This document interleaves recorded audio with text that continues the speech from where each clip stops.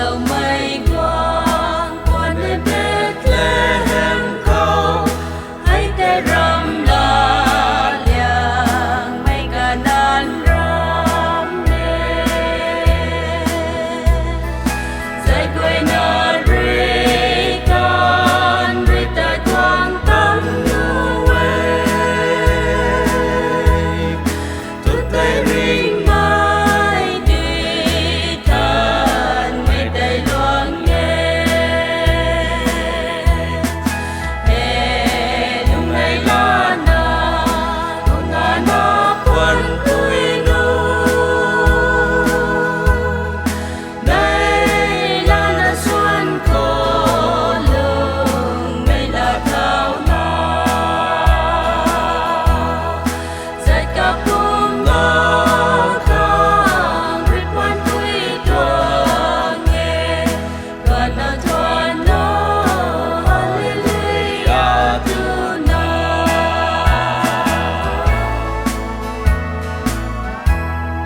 tình say gìn băng quay rêu gai mây đinh khâu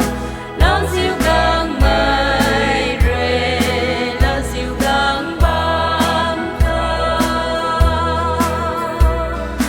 dịp sương gần thao vang ran rui khi in nao nao ring quy lên gai mây cùng bay lâu du về để lung này la na ngông ngà na quân quy nu đây là na xuân khổ lùng đây là thảo na dạy cả cùng ngõ khang rít quan quy tua nghe tua nó hallelujah tu na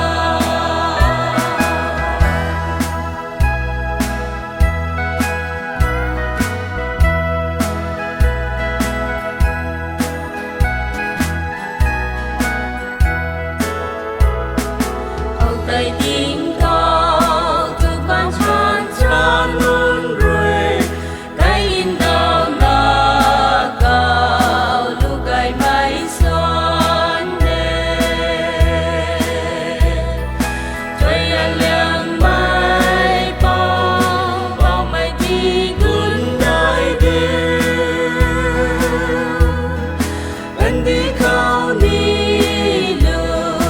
gai bay pa đi hè lung này la na ngông ngà na quân tuổi nu này là na xuân khổ lùng đây là thảo na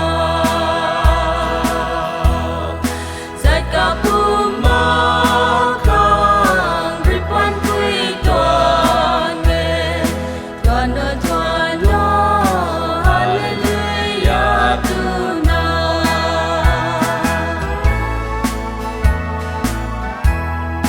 lâu